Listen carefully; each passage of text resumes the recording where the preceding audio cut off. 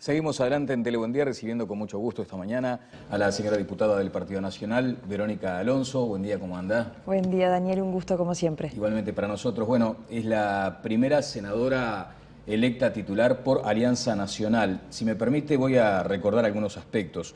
Segunda electa directamente siendo mujer. La primera, tengo entendido, fue en su momento la señora Julia Pou.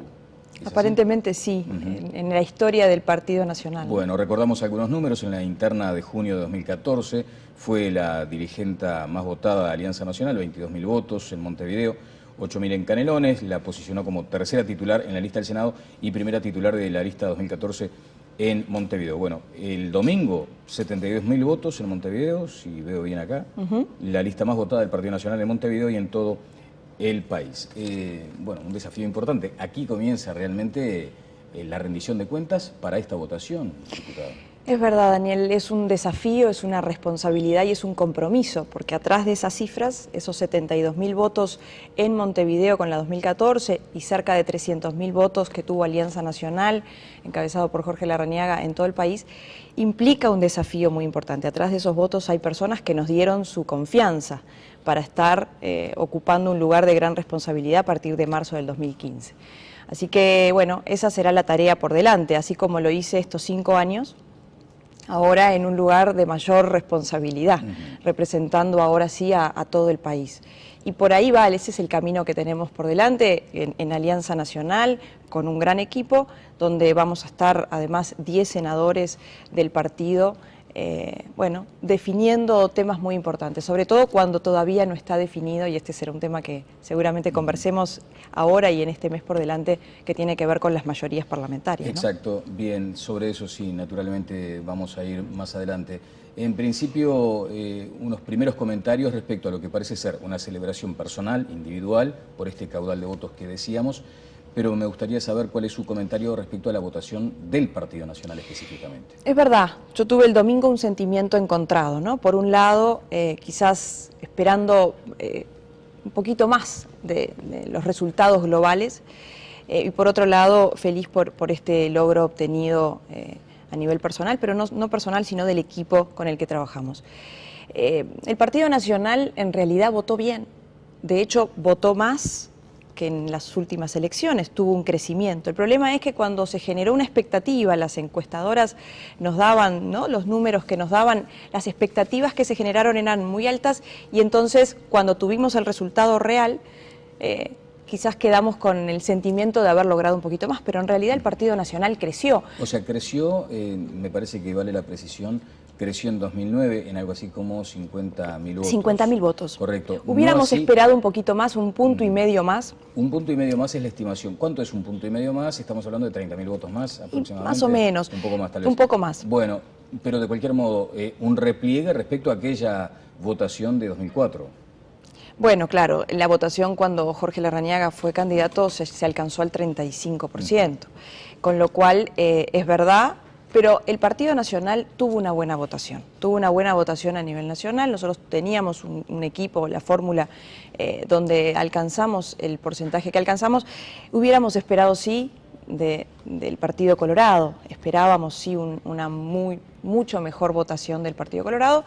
Pero bueno, estos son los resultados. Con el diario del lunes, este es lo que tenemos que mirar para adelante, sabiendo lo que tenemos encaminándonos al 30 de noviembre. Correcto, ¿no? ha mencionado algunas cuestiones en esta intervención. Por ejemplo, lo que tiene que ver con la votación del Partido Colorado. Me gustaría profundizar un poco más sobre ese aspecto, más allá de que no es su partido, pero ahora hay que tejer una alianza. Y una alianza que supongo tendrá que ver con esta segunda vuelta.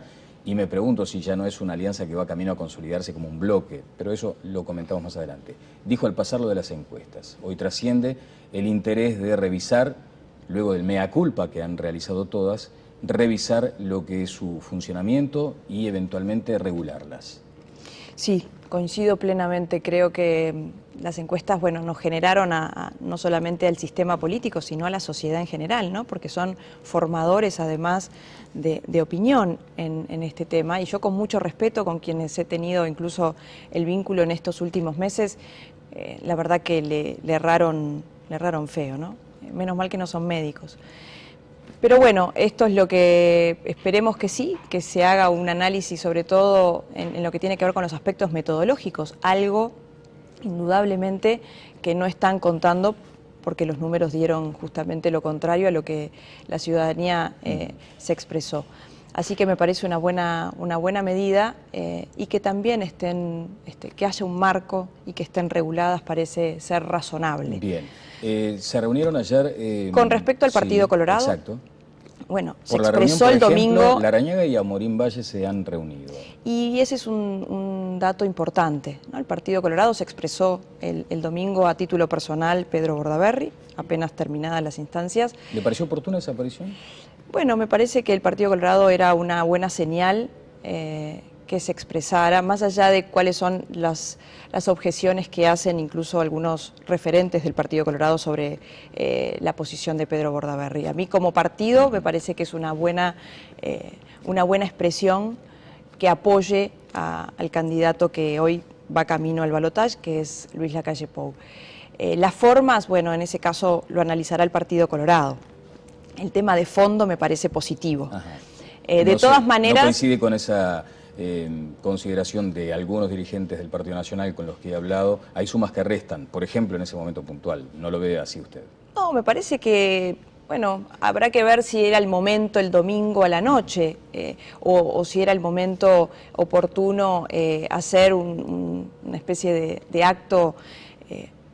De todas maneras, me parece positivo que el Partido Colorado apoye al Partido Nacional. De todas maneras, también quiero aclarar que no es una especie de bloque, sino cada uno tiene su impronta. El Partido Nacional va a hacer su campaña, el Partido Colorado va a apoyar, va a acompañar, pero hay cosas que están separadas, no es todo un entrevero. Bueno, a eso quería apuntar. ¿Usted no entiende que se va definitivamente camino a eso, a un bloque, por decirlo, conservador y otro bloque identificado con el progresismo? ¿Quién dice que es conservador? Esas etiquetas me parece que nos hacen mal. A mí no me identifica ni la etiqueta de conservador ni la etiqueta de progresista. ¿Qué significa? Acá podemos venir a un debate que seguramente nos lleve un rato más largo de lo que tenemos previsto en la entrevista. El país está dividido, es verdad, en dos mitades, ¿no? Eso está claro. Y tenemos que buscar los mecanismos para hacer la mitad mayor. Y en este caso es bueno apuntar al diálogo, a los acuerdos, pero somos partidos distintos, tenemos improntas distintas, nuestros referentes apuestan a planteos y políticas que todos queremos lo mismo seguramente, incluso con el propio Frente Amplio, pero por caminos distintos. Entonces creo que es bueno separar las aguas. Y en este caso vamos a trabajar juntos, vamos a apostar a que el Partido Nacional el 30 de noviembre, en este caso, lleve su candidato y el Partido Colorado lo acompañe, pero cada uno tenemos nuestros caminos distintos. Desde su honestidad, ¿qué grado de dificultad advierte para que finalmente Lacalle Pou sea el presidente de la República? Porque a usted le consta, en estas horas se ha dado como un hecho el transcurrir este mes hacia un balotaje técnico, con resultado ya cerrado. Bueno, a ver, vamos a aclarar varios temas acá. Sabemos que no es una tarea fácil, sabemos que no es una tarea sencilla, no le estaríamos diciendo la verdad a la gente si dijéramos, vamos a ganar, pero también tenemos que decirle a la gente que se puede. En primer lugar, las mayorías... A ver el cómo, ¿no? Tanto que claro, se plantea el cómo para el cumplimiento de metas y de programas, ¿cómo se puede? Porque realmente, bueno, cuando uno mira los números... Primero, llamando a los acuerdos con los partidos que se presentaron en las instancias electorales, los partidos con menor caudal, pero que también estuvieron descontentos y por eso no acompañaron, eso estamos hablando de los partidos que incluso se escindieron de la propia izquierda o del propio Frente Amplio. Trabajar no solamente con el Partido Colorado, también con el Partido Independiente, buscando el diálogo y esos acuerdos que esperemos que tengan un buen destino. Llamando a la ciudadanía a explicarle el tema de las mayorías. Las mayorías están obtenidas en la Cámara de Diputados, pero no así en el Senado. Es diferente este escenario al del 2009, donde ya estaban obtenidas antes de iniciar el camino al balotaje. En este caso, la Cámara de Senadores no tiene mayorías. Las mayorías se van a definir quién va a ser el vicepresidente, en este caso presidente del Senado. Y eso hay que explicarle a la gente. Yo creo que quizás muchos que votaron el domingo, por supuesto sabiendo lo que estaban haciendo, pero quizás no dándole la dimensión de lo importante que es que no hayan mayorías absolutas. Daniel, las mayorías absolutas han debilitado al sistema democrático. Eso lo hemos vivido todos. Y acá es importante buscar el equilibrio, claro, la gobernabilidad, pero, Verónica, el concepto de que el Poder Ejecutivo cumpla su rol, pero el Poder Legislativo también lo cumpla. Claro. Y el Poder Legislativo tiene que controlar al Poder Ejecutivo. Ahora, el propio Partido Nacional estaba convocando luego a una mayoría absoluta. Era lo necesario de pronto para impulsar su programa. O sea, de eso se estaba hablando. Mayoría iba a existir. De hecho, como en este caso, o por la vía de la construcción. Es que la vía de la construcción para mí es muy importante y no la vía de la imposición, la vía del diálogo, y en esto repito frases que nuestros compañeros han manejado públicamente, las mayorías, que se terminen las mayorías por imposición y que vayan a las mayorías por convicción. El Parlamento, y yo las he vivido en carne propia, las he sufrido, las mayorías no pueden imponer. Por supuesto que fueron elegidas legítimamente, se los dio la ciudadanía, pero esa legitimidad no implica hacer uso y abuso de las mismas, tiene que haber mucha responsabilidad en el uso de esas mayorías. Y eso no fue lo que ocurrió, porque si fuera así, hubiéramos, especialmente para la transparencia y el contralor a la ciudadanía, en lo que tiene que ver con el uso de los recursos públicos, con el funcionamiento de los ministerios, de las empresas públicas.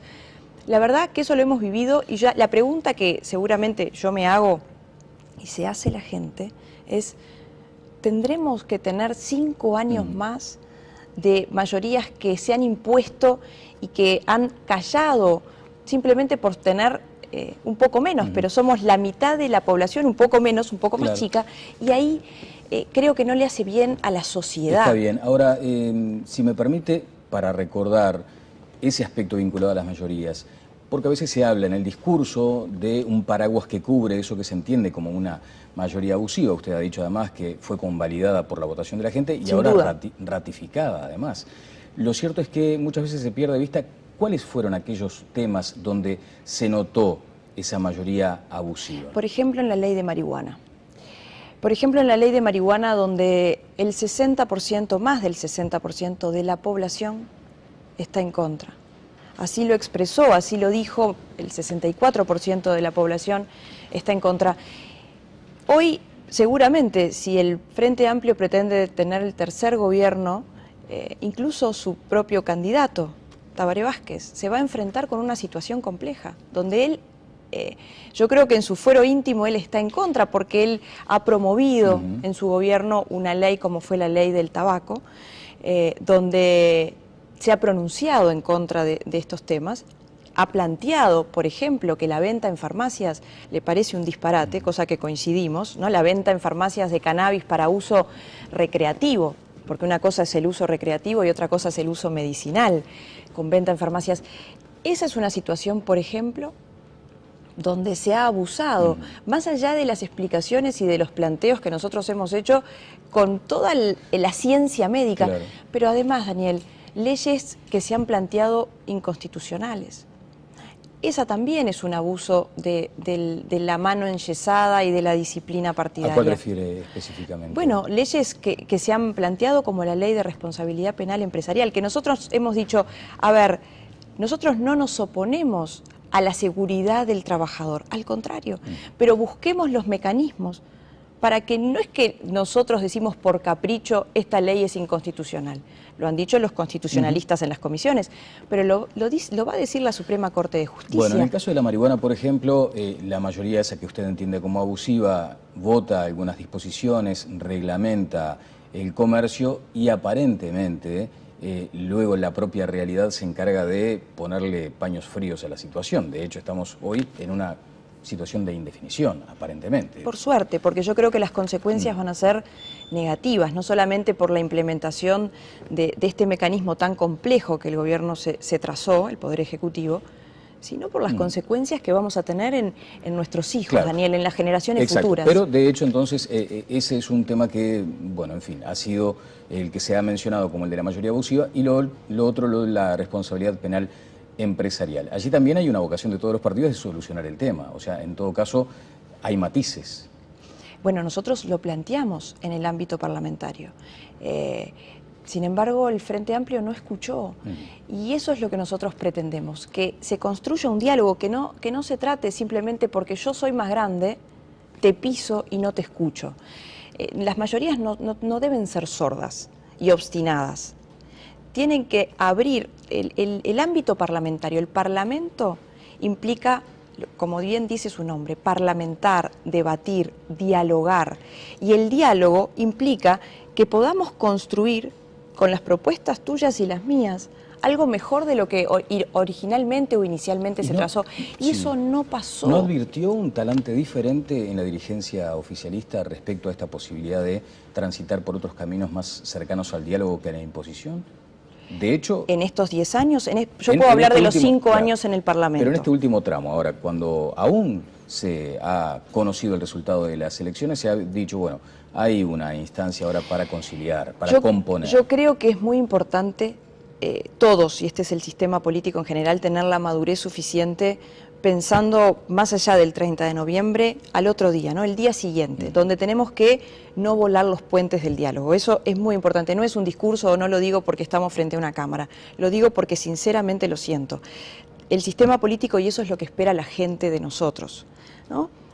La madurez para poder construir el diálogo. En la campaña electoral, en la campaña política, más allá de que sabemos que siempre, ¿no?, en la campaña las emociones pesan mucho más que la razón, no se notó. No hubo, es más, hubieron expresiones intolerantes, no hubo tolerancia, respeto, y no específicamente desde nuestro partido. Con lo cual es muy difícil cuando uno degrada, ya no estoy hablando del plano de las ideas, estoy hablando la descalificación a las personas. Eso es difícil, porque construir a partir del 30 de noviembre, desde el 1 de diciembre en adelante, los 5 años que vienen, es necesario el diálogo indispensable. Por eso nosotros decimos que tenemos, en este 30 de noviembre, se plebiscitan 2 formas de ver la vida, 2 pensamientos e ideas distintas, e incluso de cómo construir en el sistema político el diálogo. Bueno, pero y ahí, ¿no se plebiscitó 2 formas de ver la vida el 26, el domingo pasado? No, yo creo que lo que se plebiscitó el 26 es quiénes queremos que integren, quiénes queremos que sean los equipos. Fue una elección parlamentaria, digamos.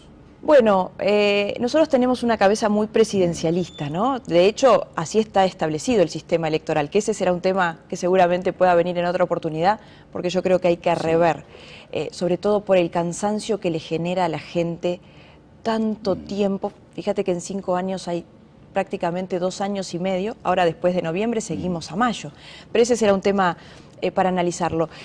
El 26 en realidad fue una votación parlamentaria.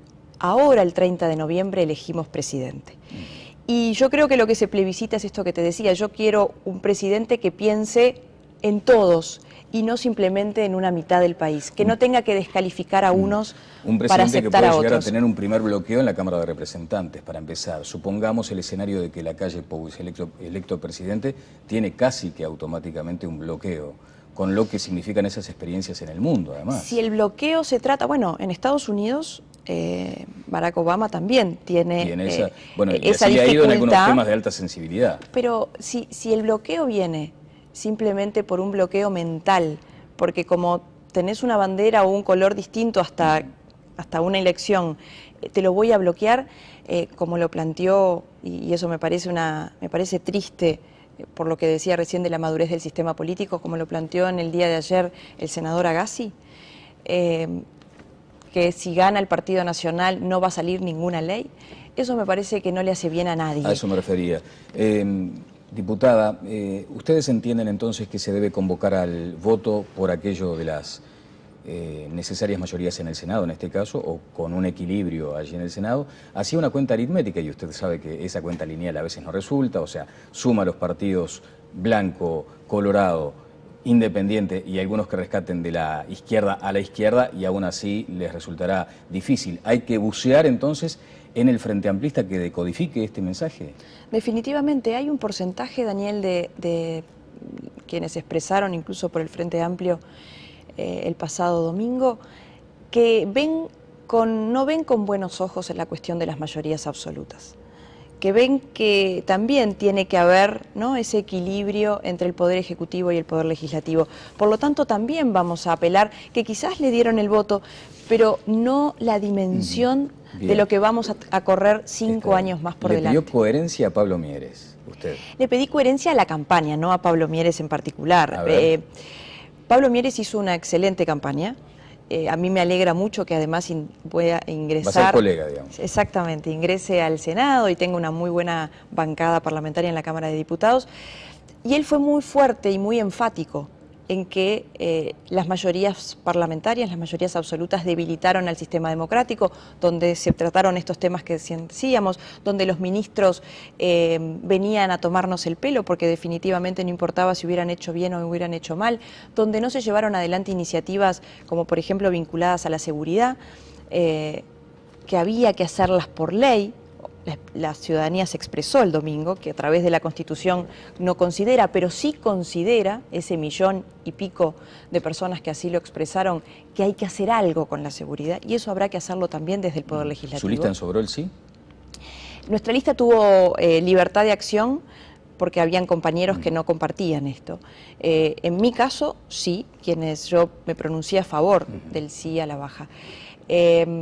Pero a lo que voy es, el Partido Independiente fue muy claro en su campaña con respecto a esto y fue muy duro también y muy crítico de la gestión del Frente Amplio, de lo que tiene que ver con los vicios de corrupción que hubieron en estos casos, en estos años. Es decir, que si se mantiene la coherencia de esta campaña que hizo el Partido Independiente, parecería razonable, que yo no voy a inmiscuirme, no me corresponde a mí, pero como Pablo Mieres ha dicho que se va a expresar específicamente por alguien, parecería razonable que no permitiera las mayorías parlamentarias en el Senado en este tiempo. Bien, Verónica, le quiero agradecer estos minutos. ¿Seguirá transitando en su gestión en el Senado por aquellos temas que ha venido manejando en este tiempo como diputada?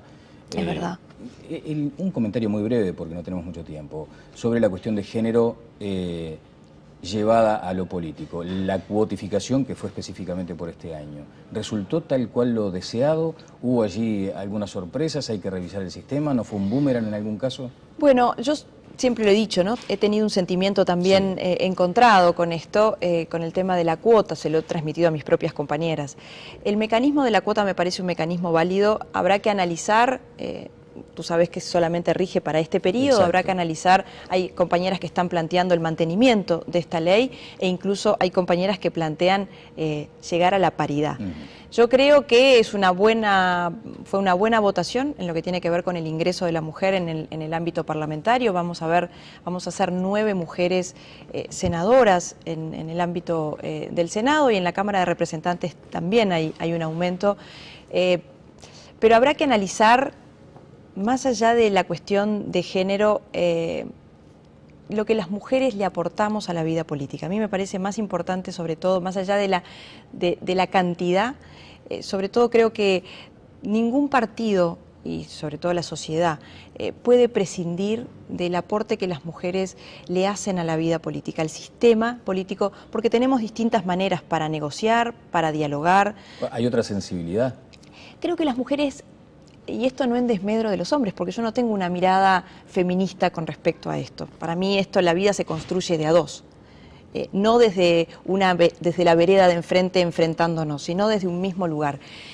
Pero creo que las mujeres humanizamos al sistema político, le ponemos cara, le ponemos rostro, le ponemos nombre y apellido a los problemas cotidianos que tenemos todos los días, como mujeres, como madres, los problemas que tienen las mujeres, por ejemplo, esas mujeres jefas de hogar, que pelean y que son dignas de admiración. Bueno, desde el sistema político, desde la Cámara, desde el Senado, hay que trabajar también en ese sentido. Está bien. Y ahí las mujeres estamos en primera línea. Bien, bueno, trabajó en el tema adicciones, discapacidad, niñez y primera infancia, sistema de cuidados. ¿Comparte esta mirada del Frente Amplio en cuanto a un sistema nacional de cuidados, como lo ha planteado como uno de sus principales objetivos? Sí, definitivamente, se planteó hace ya unos cuantos años, no lo pudo llevar adelante, no los pudo implementar. Va a dar su voto, digamos, para que avance eso. Bueno, esperemos nosotros llevarlo adelante donde el Frente Amplio nos acompañe con su voto. Está bien. Bueno, muchas gracias, diputada. Gracias, Daniel. Verónica Alonso estuvo con nosotros, electa senadora por el Partido Nacional. Pausa y seguimos adelante en Telemundo.